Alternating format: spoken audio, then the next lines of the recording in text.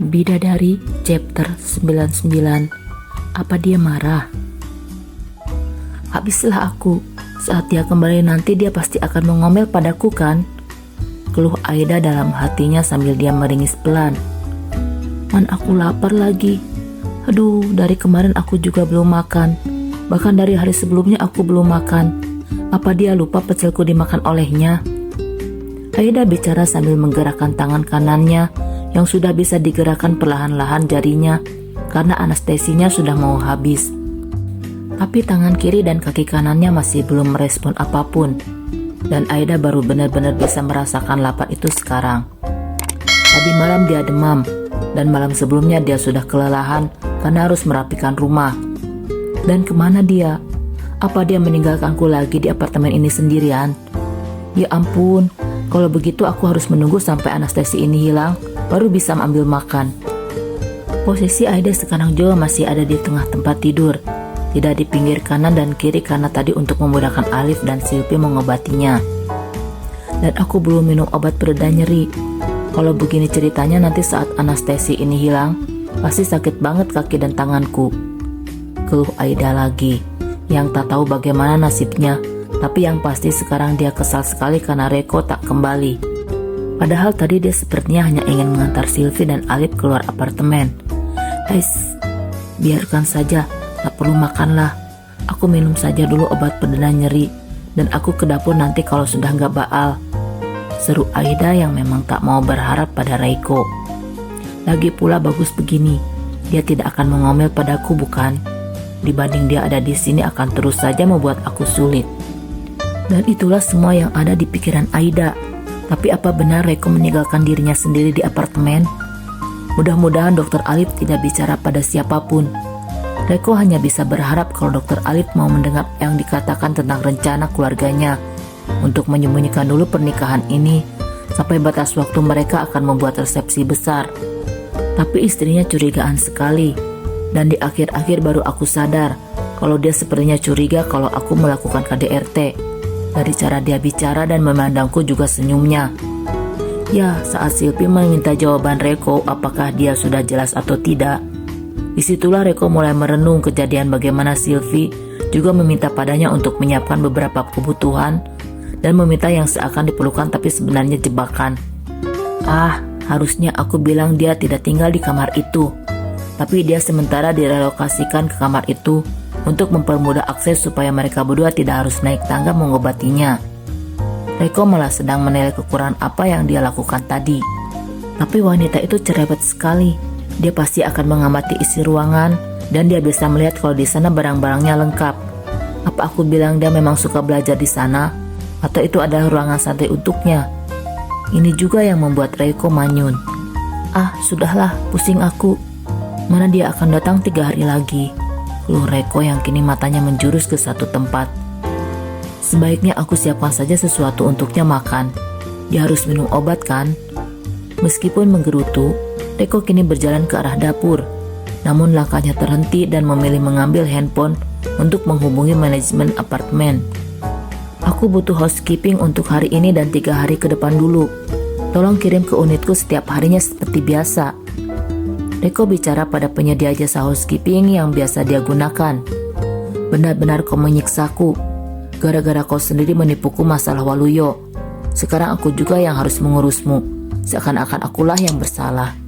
Reko ngedumel sambil dia mengambil sesuatu di kulkas dan kini menuju ke tempat penyimpanan beras.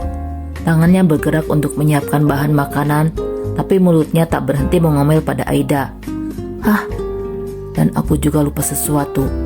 Reko sudah selesai memasak dan sekarang dia tinggal menunggu makanannya ini matang. Aku rasa aku harus membeli ini untuknya. Ukurannya S aku rasa. Reko mengulik handphonenya dan mencari beberapa barang di sana. Harus datang hari ini juga dan pembalut. Serunya lagi sebelum dirinya melakukan pembayaran. Gadis bodoh. Seumur-umur aku pacaran dengan Bi, belum pernah aku mengurus sampai kedalaman-dalamannya. Dan dia apa tidak tahu bahan yang dia beli itu buruk untuk kesehatan? Tidak semua katun itu baik. Dan lagi pembalut saja harus aku carikan yang bagus. Wanita macam apa dia? Reko mengumpat sambil memasukkan handphone ke sakunya. Dia memang melakukan sesuai dengan yang dia janjikan pada Aida untuk mengganti semuanya. Tapi tentu saja Aida yang ada di dalam ruangan tidak tahu apa saja yang diperbuat olehnya. Sampai Reiko selesai memasak sekitar setengah jam setelahnya, barulah dia menuju ke kamar Aida. "Apa rasa baalnya sudah mulai hilang?" tanya Reiko sambil membuka pintu. Ais memalukan. Dia bertanya malah perutku bunyi. Mana itu bukan sekedar bunyi, rasanya begitu menyakitkan sekali karena perih. Dan Reiko tentu saja mendengar karena tidak ada suara apapun di sana.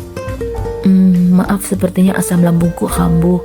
Ya iya, rasa baalnya sudah mulai hilang kok," seru Aida yang kini berusaha menopang tubuhnya dengan tangan kanannya dan menyeret tubuhnya supaya dia dalam posisi duduk. "Tangan kananku sudah benar-benar bisa digunakan tuh," Aida bicara saat Reiko sudah berdiri di samping tempat tidurnya dan meliriknya. "Terima kasih Pak, makanannya itu untukku kan? Bisa Bapak berikan padaku sekarang? Aku sudah lapar sekali, apalagi Bapak sudah mencuri pecel dan gorenganku." Dosa aku deh sudah berpikir negatif tentangnya. Ternyata dia benar-benar menyiapkan makanan untukku.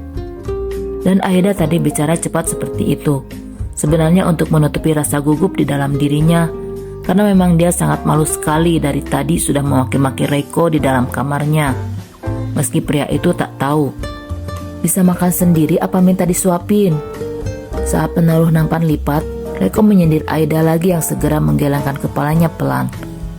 "Tangan kanan saya sudah bisa pegang sendok kok Pak, jadi Bapak nggak perlu khawatir," ujar Aida yang berusaha menggerakkan jari tangannya di hadapan Reiko. Meski semua bagian telapak tangan dan jarinya semua diperban. Bismillah. Dan Aida tak peduli dengan tanggapan Reiko. Dia sudah membuka mulutnya untuk memakan makanan yang terhidang di hadapannya. "Hei, itu makanannya masih panas," seru Reiko mengingatkan, karena Aida mau langsung memasukkannya ke dalam mulut. "Saya suka makanan panas kok Pak, jadinya nggak perlu khawatir," seru Aida yang tetap saja ingin menyuap makanan itu, membuat Reiko geleng-geleng kepala. "Berhenti!" Baru juga Aida mau makan suapan pertama, tapi sudah dihadik lagi oleh Reiko. "Melihatmu makan membuatku jadi sebal." Pak, makanannya." "Sudah, biar aku suapi saja. Nanti yang ada lidahmu kebakar kalau kamu makan seperti itu." Reiko mengambil paksa sendok yang ada di tangan Aida, dan tadi menggerakkan meja lipat itu mendekat padanya. "Buka mulutmu dan makanlah." Kata-kata yang membuat Aida tersenyum dan membuang wajahnya sambil geleng-geleng kepala. "Kenapa lagi? Cepat buka mulutmu dan makan." Ekor mata Aida pun melirik pada Reiko sebelum bibirnya berdesis. "Bapak segitu ngebetnya kah pengen nyuapin saya?"